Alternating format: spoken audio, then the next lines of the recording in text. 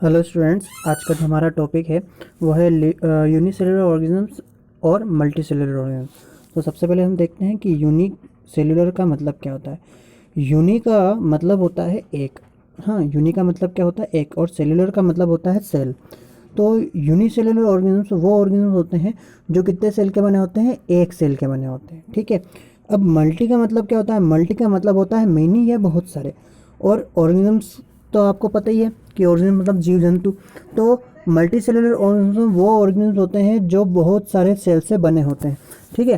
तो डेफिनेशन को अगर देखें तो यूनिसेलुलर ऑर्गेनिजम्स वो ऑर्गेनिज्म होते हैं जो सिंगल सेल से बने होते हैं और पूरा एक ऑर्गेनिज्म बन जाते हैं। मतलब जो एक ही सेल के अंदर उनका जितनी भी लिविंग प्रोसेस रहती है वो अगर एक ही सेल के अंदर हो जाए, और ये क्या होते हैं, ये इंडिपेंडेंटली नेचर के अंदर पाए जाते हैं, तो इनको अपन क्या बोलेंगे? यूनिसेलुलर ऑर्गेनिज्म बोलेंगे।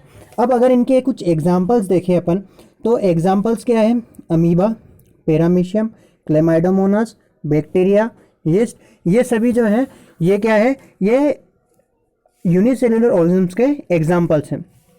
प्रोटिस्ट। अब प्रोटिस्ट का मतलब होता है कि यहाँ पे एक किंगडम होता है जिसका नाम होता है किंगडम प्रोटिस्टा। किंगडम प्रोटिस्टा के अंदर प्रोटिस्ट करके एक क्लासेस रहती है, उसी में क्लेमाइडोमोनास आता है। ठीक है। वैसे ही प्रोकैरियोट्स है। अब प्रोकैरियोट्स का मतलब क्या होता है कि ये उस प्रिमिटिव टाइप के या बहुत पुराने जो टाइप के जो सेल्स होते हैं जिनका न्यूक्लियस जो रहता है वो वेल डेवलप नहीं होता है।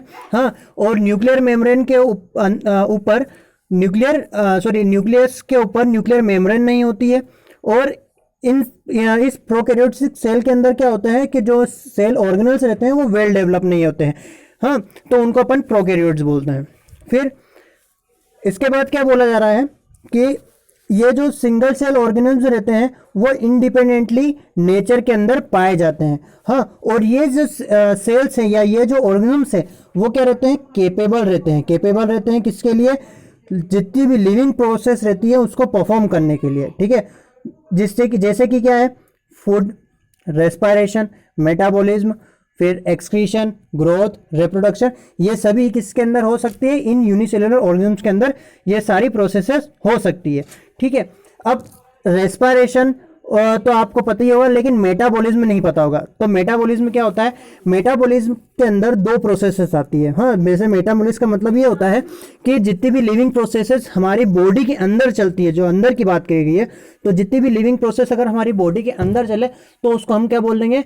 वो मेटाबॉलिज्म है। लेकिन हमारे बॉडी के अंदर दो प्रकार की प्रोसेसेस चलती है। कौन कौन सी? एक होती है एनाबॉलिक प्रोसेसेस और एक होती है कैटाबॉलिक प्रोसेस। तो एनाबॉलिक क्या होती है?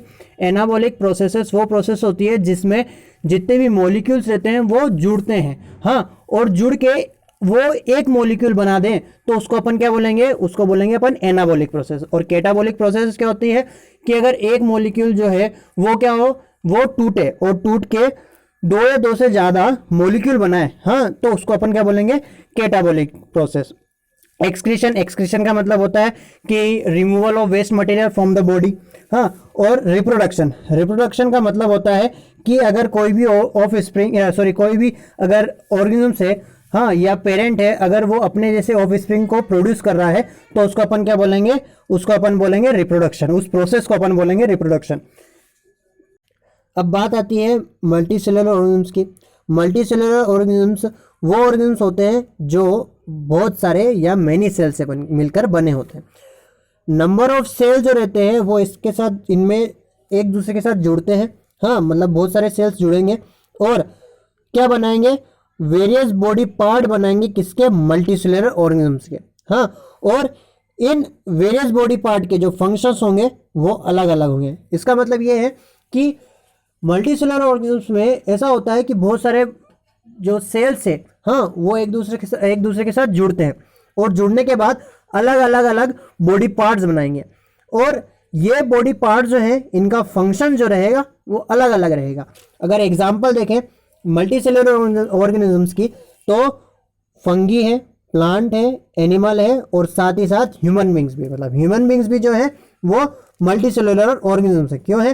क्योंकि इनके अंदर बहुत सारे सेल्स होते हैं, मतलब ये मल्टी सेल के बने होते हैं। तो इसलिए ये सारे जो एग्जाम्पल है वो किसके हैं, मल्टी सेलुलर ऑर्गेनिजम्स के। लेकिन बात आती है फंगी की। फंगी यहाँ पे भी है, मल्टी सेलुलर में भी है और यूनिसेलुलर ऑर्गेनिजम्स में भी है।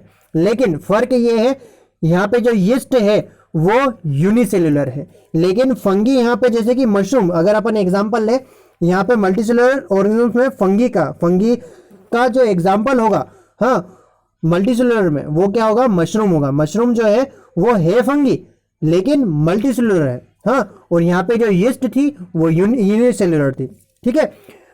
फिर मल्टी सेलुलर ऑर्गेनिजम्स जो रहते हैं उनका जो एग्जिस्टेंस है, मल्टी सेलुलर ऑर्गेनिजम्स का जो एग्जिस्टेंस है वो कहाँ से होता है, सिंगल सेल से ही होता है। मतलब भले ही वो मल्टी सेलुलर है लेकिन वो स्टार्टिंग में एक सेल ही था। एग्जाम्पल के अगर तौर पे देखें, जैसे फर्टिलाइजेशन होता है जब एक का ओरिस्म का, तो उसके रिजल्ट से क्या बनता है, जायगोट बनता है। मतलब किसका फॉर्मेशन होता है, जायगोट का फॉर्मेशन होता है। ये जो जायगोट रहता है ये और ज्यादा फर्दर डिवाइड होगा और एक न्यू ऑफस्प्रिंग बनेगा या एक मल्टीसेलुलर बॉडी बनाएगा। अब बात आती है कि ये फर्टिलाइजेशन आखिर होता क्या है। तो फर्टिलाइजेशन जो रहता है वो फ्यूजन है मेल गैमेट का और फीमेल गैमेट का। हाँ, अब यहाँ पे मेल गैमेट जो है वो है स्पर्म और फीमेल गैमेट जो है वो है एग। हाँ, इसको अपन ओवम भी बोलते हैं। तो जब फ्यूजन होता है किसका, मेल गैमेट का और फीमेल गैमेट का, तो उससे क्या बनता है, जायगोट बनता है। और इसी प्रोसेस को हम क्या बोलते हैं, फर्टिलाइजेशन बोलते हैं, ठीक है। अब हर एक लिविंग जो सेल रहेगा उसके अंदर कैपेसिटी रहती है। कैपेसिटी किस चीज़ की रहती है कि वो परफॉर्म कर सके कुछ बेसिक फंक्शंस, हाँ, जो कि कैरेक्टरिस्टिक्स फीचर्स रहते हैं किसी भी लिविंग ऑर्गेनिजम्स के। मतलब कि क्या, मतलब कि ये कि जितने भी लिविंग ऑर्गेनिजम्स के जो कैरेक्टरिस्टिक्स रहते हैं, हाँ, जो लिविंग थिंग्स के या लिविंग ऑर्गेनिजम्स के जो कैरेक्टरिस्टिक्स फीचर्स रहते हैं, वही कैरेक्टरिस्टिक्स जो है वो या जो वही फंक्शन है वो कौन करेगा, एक सिंगल सेल या फिर जो लिविंग सेल रहेंगे वो परफॉर्म कर सकता है, ठीक है। अब क्वेश्चन ये उठता है या सवाल ये उठता है कि लिविंग सेल जो रहते हैं वो किस प्रकार से अपने बेसिक फंक्शंस को परफॉर्म करता है। हाँ, तो जितने भी लिविंग ऑर्गेनिजम्स रहते हैं साथ ही साथ ह्यूमन बीइंग भी, हाँ, तो उन सभी के अंदर क्या होता है, डिवीजन ऑफ लेबर होता है। मतलब कि क्या, कि हर एक डिफरेंट पार्ट जो रहेगा, हाँ, मल्टीसेलुलर ऑर्गेनिजम्स का वो परफॉर्म करेगा डिफरेंट फंक्शन। मतलब कि हर अलग अलग जो पार्ट रहेगा लिविंग ऑर्गेनिजम्स का या एक मल्टीसेलुलर ऑर्गेनिज्म का, वो अलग अलग उसका फंक्शन परफॉर्म करेगा। जैसे कि ह्यूमन बॉडी में स्टमक रहता है, वो स्टमक क्या काम करता है, डाइजेशन का काम करता है या डाइजेशन ऑफ फूड का काम करता है, फूड को डाइजेस्ट करता है। वैसे ही हार्ट जो रहता है वो ब्लड को पंप करने का काम करता है। फिर स्केलेटल मसल्स जो रहती है वो परफॉर्म करती है मूवमेंट के लिए और लोकोमोशन के लिए। अब मूवमेंट और लोकोमोशन में क्या फ़र्क होता है, मूवमेंट का मतलब होता है कि आप कहीं पे, जैसे आप कहीं पे एक जगह बैठे हुए हो लेकिन आप एक जगह से दूसरी जगह नहीं जा रहे हो, हाँ, और उसी कंडीशन में आप क्या कर रहे हो, वहाँ पे आप या तो अपना कोई बॉडी पार्ट हिला रहे हो, हाँ, या कुछ भी कर रहे हो, अपना काम कर रहे हो, लेकिन एक जगह से दूसरी जगह आप उठ के नहीं गए, तो उसको अपन क्या बोलेंगे, मूवमेंट बोलेंगे। जैसे कि आपने सिर हिलाया, हाँ, या फिर पाँव हिलाया, तो उसमें आप क्या हो, आप सिर्फ बॉडी पार्ट का मूवमेंट कर रहे हो, ना कि आप एक जगह से दूसरी जगह जा रहे हो, तो उसको अपन ने बोल दिया मूवमेंट। लेकिन लोकोमोशन में क्या होता है, लोकोमोशन में एक जगह से दूसरी जगह किसी भी लिविंग ऑर्गेनिज्म का जाना, तो उसको अपन क्या बोल देंगे, लोकोमोशन बोल देंगे। फिर इसी प्रकार से लिविंग सेल जो रहता है उसके अंदर भी क्या होता है, डिवीजन ऑफ लेबर होता है। मतलब जो लिविंग एक सिंगल जो सेल रहेगा उसके अंदर भी डिवीजन ऑफ लेबर काम करेगा। कैसे काम करेगा, अब सबसे पहले बात आती है कि ये सेल ऑर्गेनल्स क्या होते हैं। तो सेल ऑर्गेनल्स क्या होते हैं, हर एक सेल के अंदर, हाँ, कुछ स्पेसिफिक कंपोनेंट होते हैं, हाँ, तो वो स्पेसिफिक कंपोनेंट ही क्या होता है, सेल ऑर्गेनल्स होता है। जैसे कि हम डायग्राम में अगर देखें तो यहाँ पे लिखा है rough endoplasmic reticulum, lysosome, smooth endoplasmic reticulum और सो ऑन। तो इतने सारे ये क्या है, ये इसके सेल के, ये एक सेल है, ये पूरा ये क्या है, एक सेल है। तो इस सेल के अंदर पाए जाने वाले ये जितने भी ऑर्गन है, जैसे न्यूक्लियस है, गोल्गी एपरेटस है और लाइसोसोम है, स्मूथ एंडोप्लाज्मिक रेटिकुलम है, तो ये सभी क्या है, ये सभी सेल के ऑर्गन है, जिसको यहाँ पे अपन ने क्या बोला है, स्पेसिफिक कंपोनेंट बोला है, ठीक है। तो यही सब क्या है, सेल ऑर्गेनेल है, किसके, सेल्स के, ठीक है। हर एक जो सेल ऑर्गेनल रहेगा वो स्पेसिफिक फंक्शन को परफॉर्म करता है, ठीक है। जैसे कि अगर न्यू मटेरियल बनाना है सेल के अंदर, हाँ, जैसे कि synthesize of food, synthesize of protein, अगर प्रोटीन को सिंथेसाइज करना है तो कौन करेगा, वो राइबोसोम करेगा। तो राइबोसोम का क्या काम हो गया, प्रोटीन को सिंथेसाइज करना। फिर अगर कार्बोहाइड्रेट को अगर सिंथेसाइज करना है तो कौन करेगा, क्लोरोप्लास्ट करेगा। अब ये क्लोरोप्लास्ट जो रहता है वो प्लांट सेल के अंदर होता है। ये जो डायग्राम है ये किसका है, प्लांट सेल का है, ना कि एनिमल सेल का। एनिमल सेल के अंदर क्लोरोप्लास्ट नहीं पाया जाता है, प्लांट सेल के अंदर क्लोरोप्लास्ट पाया जाता है। इसी कारण वो फोटोसिंथेसिस की प्रोसेस कर पाता है, ठीक है, जिससे कि वो क्या बनाता है, फूड मटेरियल बनाता है, जिसका नाम क्या होता है, कार्बोहाइड्रेट, ठीक है ना, ग्लूकोज जिसको अपन बोलते हैं। एनर्जी जनरेशन का जो काम रहेगा, जो एनर्जी जनरेट करेगा वो कौन करेगा, वो माइटोकॉन्ड्रिया करेगा। मतलब सेल के अंदर अगर एनर्जी जनरेट करने का किसी का काम है तो वो किसका है, माइटोकॉन्ड्रिया का है। और ये माइटोकॉन्ड्रिया जो एनर्जी जनरेट करता है वो एटीपी के फॉर्म में करता है, ठीक है। एटीपी के फॉर्म में क्या करेगा, माइटोकॉन्ड्रिया एनर्जी को जनरेट करेगा।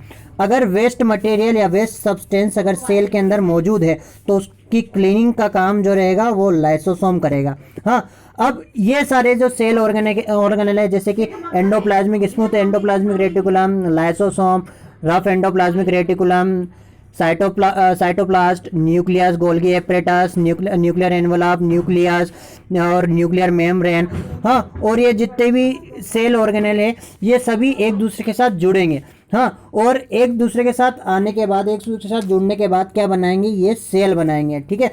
जो कि क्या करेगा, और इन्हीं सारे सेल ऑर्गेनेल के वजह से जो सेल है वो कैपेबल हो पाता है कि ये जितनी भी लिविंग प्रोसेसेस है या लाइफ प्रोसेस है वो परफॉर्म कर सके, सिर्फ और सिर्फ इन सेल ऑर्गेनेल्स के द्वारा, ठीक है। अब हम देखते हैं कि ये जितने भी हमने सेल्स ऑर्गेनेल्स देखे हैं ये सेल ऑर्गेनेल्स कहाँ कहाँ पे। तो अगर हम देखें तो ये है अपना लाइसोसोम।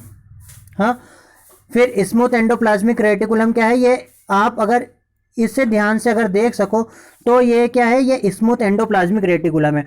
अब रफ एंडोप्लाज्मिक रेटिकुलम में फ़र्क क्या होता है, रफ एंडोप्लाज्मिक रेटिकुलम में यहाँ पे ऊपर राइबोसोम्स, ऐसे छोटे छोटे राइबोसोम्स इन एंडोप्लाज्मिक रेटिकुलम के स्मूथ एंडोप्लाज्मिक रेटिकुलम के ऊपर आ जाते हैं। तो इसको अपन क्या बोलते हैं, रफ एंडोप्लाज्मिक रेटिकुलम बोल रहे हैं। ये यहाँ पे आप देख सकते हो कि रफ एंडोप्लाज्मिक रेटिकुलम जो है वो यहाँ पे है। फिर क्लोरोप्लास्ट जो है वो यहाँ पे है। अब ये पूरा जो है, इस पूरे को हम क्या बोल रहे हैं, न्यूक्लियस बोलते हैं, ठीक है। और इसी के ठीक पास में गोल्गी एपरेटस ये रहा। फिर न्यूक्लियर एनवलप जो है वो ये है, जो इसकी बाउंड्री है न्यूक्लियस की वो क्या है, न्यूक्लियर एनवलप है। और प्लाज्मा मेम्ब्रेन यहाँ पे ठीक इसके नीचे, ठीक है, सेल वॉल के, ये सेल वॉल जो है ये सेल वॉल है, और सेल वॉल के ठीक नीचे जो है प्लाज्मा मेम्ब्रेन है। फिर इसके बाद यहाँ पे आप देख सकते हो कि माइटोकॉन्ड्रिया ये है, ठीक, और ये है पूरा फूड वैक्यूल। अब हम डिफरेंस देख लेते हैं कि यूनिसेलुलर ऑर्गेनिज्म और मल्टीसेलुलर ऑर्गेनिज्म में डिफरेंस कौन कौन से हैं। तो सबसे पहले यूनिसेलुलर ऑर्गेनिज्म जो रहता है वो सिंगल सेल का बनता है, और ये लार्ज नंबर ऑफ सेल या मेनी सेल से मिलकर बनते हैं। जो यूनिसेलुलर ऑर्गेनिज्म रहते हैं वो सिंगल सेल से ही अपनी लाइफ एक्टिविटी या लाइफ प्रोसेसेस पूरी कंप्लीट कर लेते हैं, ठीक है।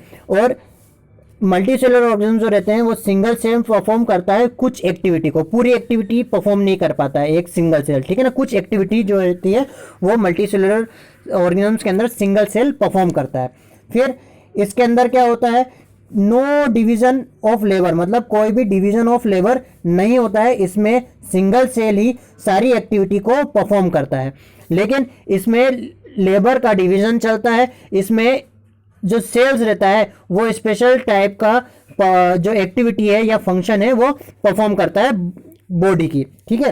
फिर सिंगल सेल जो रहते हैं वो इन्वॉल्व करते हैं जो प्रोडक्शन ऑफ न्यू ऑर्गेनिज्म, मतलब अगर न्यू ऑर्गेनिज्म अगर प्रोड्यूस करना है, हाँ, रिप्रोडक्शन के टाइम में, तो सिंगल सेल ही जो रहेगा वो रिप्रोडक्शन कर लेगा। लेकिन इसमें जर्म सेल ही जो रहते हैं वो रिप्रोडक्शन करते हैं। अपन ने जर्म सेल में देखा था कि इसमें दो तरह के गैमेट्स होते हैं, एक मेल गैमेट और फीमेल गैमेट, तो उसी को अपन ने यहाँ पे जर्म सेल बोला। तो जर्म सेल जो रहेंगे वो रिप्रोडक्शन में पार्टिसिपेट करेंगे।